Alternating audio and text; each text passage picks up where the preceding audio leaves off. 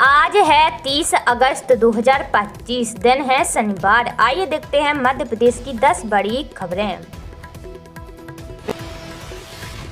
PM Modi की जापानी सांसदों के साथ बैठक, द्विपक्षीय संबंधों को मजबूत करने पर दिया जोर। आपको बता दें, प्रधानमंत्री नरेंद्र मोदी 2 दिवसीय दौरे पर जापान में हैं। पीएम मोदी ने अपनी यात्रा के पहले दिन जापान के प्रतिनिधि सभा के अध्यक्ष और जापानी सांसदों के एक समूह के साथ एक बैठक की। इस दौरान उनके बीच भारत और जापान के बीच मजबूत और मैत्रीपूर्ण संबंधों पर चर्चा हुई। उन्होंने इस मुलाकात से संबंधित कुछ तस्वीरें सोशल मीडिया प्लेटफॉर्म एक्स पर शेयर की हैं।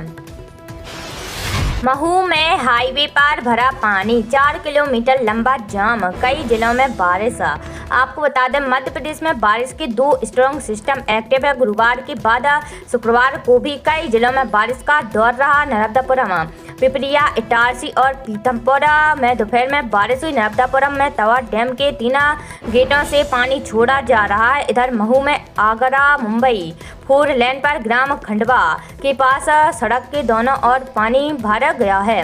इससे वहां 4 किलोमीटर लंबा लगा जाम, कई वाहन जाम में फंसे हैं। मौसम विभाग ने इंदौर, नर्मदापुरम और जबलपुर संभाग के 13 जिलों में शुक्रवार को भारी बारिश का अलर्ट जारी किया है। जिन जिलों में भारी बारिश की संभावना बताई है उनमें धार, अलीराजपुर, बड़वानी, खरगोन, बुरहानपुर, खंडवा, हारदा, बैतूल, छिंदवाड़ा, पांडुना, सिवनी, मंडला और बालाघाट शामिल है। यहाँ 2.5 से 4.5 इंच तक पानी गिर सकता है। सीनियर मौसम वैज्ञानिक ने बताया कि मानसून टर्फ और लो प्रेशर एरिया की वजह से गुरुवार को भोपाल, इंदौर समेत प्रदेश के कई जिलों में बारिश का दौर बना रहा। ऐसा ही मौसम अगले 24 घंटे के दौरान भी देखने को मिलेगा। अगले 3 दिन तक प्रदेश में तेज बारिश का दौर जारी रहेगा।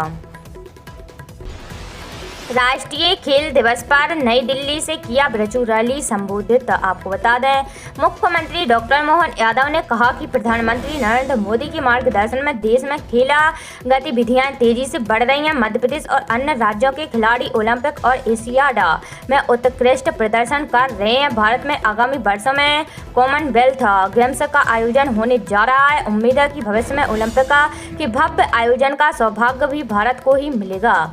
यदि ऐसा होता है तो इससे मध्य प्रदेश में भी खेलों के विकास सहित विस्तार गतिविधियों को नई दिशा, नई ऊर्जा मिलेगी।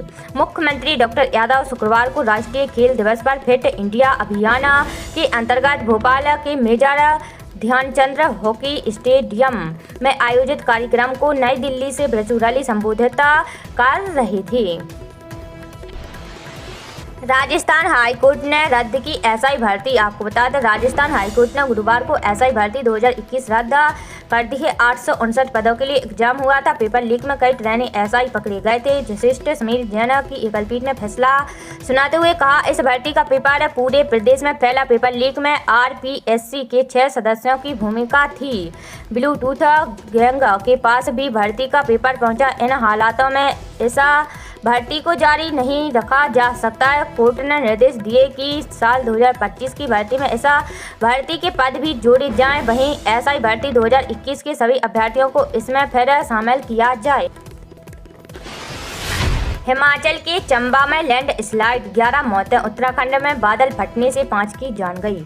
आपको बता दें, हिमाचल प्रदेश के चंबा जिले के भरमौर में भारी बारिश के बीच मड़ी महिषा यात्रा पर निकले 11 श्रद्धालुओं की लैंड स्लाइड में मौत हो गई है। मृतकों में 3 पंजाब, 1 उत्तर प्रदेश और 5 चंबा के रहने वाले हैं। 2 लोगों की अभी पहचान नहीं हुई है। दूसरी तरफ उत्तराखंड के रुद्रप्रयाग, चमोली, बागेश्वर और टिहरी गढ़वाल जिले में गुरुवार रात बादल फटने से 5 लोगों की मौत हो गई है। एसडीआरएफ ने रुद्रप्रयाग में 40 और कुंभा गांव में 30 लोगों का रेस्क्यू किया है। पंजाब के फिरोजपुर में बारिश के चलते 62 गांव प्रभावित हुए। प्रशासन ने 2500 से ज्यादा लोगों को अब तक सुरक्षित जगह पहुंचाया है। 13 रिलीफ कैंप बनाए गए हैं। एमपी में सोलर पंप लेना होगा आसान। आपको बता दें, एमपी में किसानों की खेती लागत कम करने और सौर ऊर्जा को बढ़ावा देने के लिए प्रधानमंत्री कृषक मित्र सूर्य योजना लागू की गई है। इस योजना के तहत किसान सोलर पंप की लागत का केवल 5 से 10% ही अंशदान करेंगे। भारत सरकार 30% अनुदान प्रदान करेगी, जबकि शेष 65% राशि बैंक का ऋण के रूप में मध्य प्रदेश सरकार की गारंटी पर दी जाएगी, जिसका भुगतान राज्य सरकार करेगी। यह योजना 2028 तक प्रभावी रहेगी और पहले चरण में 1.5 लाख अस्थायी कनेक्शन धारी किसानों को लाभ मिलेगा। सोलर पंप की अतिरिक्त ऊर्जा का उपयोग चक्की, कोल्ड स्टोरेज, बैटरी चार्जिंग जैसे कार्यों में होगा। योजना को ड्रिप सिंचाई और स्प्रिंकलर सिस्टम जैसी अन्य योजनाओं से भी जोड़ा जाएगा। पंप पर QR कोड के जरिए पूरी जानकारी मिलेगी। यह पहल किसानों की आर्थिक बचत के साथ साथ पारदर्शिता और नवाचार को भी बढ़ावा देगी। हरियाणा सरकार का गरीब परिवारों के हित में बड़ा फैसला। आपको बता दें, हरियाणा के मुख्यमंत्री नायब सिंह सैनी ने राज्य के गरीब परिवारों के हित में एक बड़ा फैसला लिया है। उन्होंने एक बड़ी घोषणा करते हुए कहा कि प्रधानमंत्री आवास योजना, मुख्यमंत्री शहरी आवास योजना और मुख्यमंत्री ग्रामीण आवास योजना के तहत आवंटित शहरी क्षेत्र में 50 वर्ग गज तक और ग्रामीण क्षेत्र में 100 वर्ग गज तक के आवासीय जमीनों के रजिस्ट्रेशन पर कोई स्टैंप शुल्क नहीं लिया जाएगा। सीएम ने विधानसभा में कलेक्टर दरों में बढ़ोतरी के मुद्दे पर विपक्ष द्वारा लाए गए ध्यान आकर्षण प्रस्ताव का जवाब दे रहे थे। लाइसेंस रजिस्ट्रेशन में उपभोक्ताओं के सही नंबर होंगे अपडेट, स्वयं भी कर सकेंगे बदलाव। आपको बता दें, परिवहन विभाग में पंजीकृत वाहन और ड्राइविंग लाइसेंस में उपभोक्ताओं के सही मोबाइल नंबर अपडेट नहीं होने से सूचनाएं नहीं मिल पाती हैं। इसके लिए विभाग ने मोबाइल नंबर अपडेशन का कार्य शुरू किया है। परिवहन विभाग में जाकर या ऑनलाइन भी नंबर अपडेट करा सकेंगे। ऑनलाइन के दौरान आधार और परिवहन के डेटाबेस में नाम पूरी तरह से मेल खाने पर अपडेशन हो जाएगा। नाम में अंतर होने पर आवेदक को अन्य पहचान पत्र अपलोड करना होगा। RTO दस्तावेजों की जांच के बाद नंबर अपडेट कर देगा। परिवहन विभाग अपनी सभी सुविधाओं को फेसलेस करने जा रहा है। इसके लिए उपभोक्ताओं का सही मोबाइल नंबर अपडेट होना जरूरी है ताकि उनके नंबर पर OTP और सूचनाएं मिल सके। इंदौर में लाखों उपभोक्ता ऐसे हैं जिनके सही नंबर पोर्टल पर अपलोड नहीं है। फेस्टिव सीजन में यात्रियों के लिए बड़ी खबर है। इंदौर, भोपाल, नागपुर वंदे भारत में होगी कोच की बढ़ोतरी। आपको बता दें, इंदौर से नागपुर के बीच चलने वाली वंदे भारत एक्सप्रेस में कोच बढ़ाने का निर्णय रेलवे बोर्ड की कमेटी ने लिया है। यात्रियों की लगातार बढ़ती संख्या और सीटों की भारी मांग को देखते हुए ट्रेन में अतिरिक्त कोच जोड़ने की तैयारी की जा रही है। हालांकि नए रैक कब जोड़े जाएंगे, इसकी आधिकारिक जानकारी अभी सामने नहीं आई है।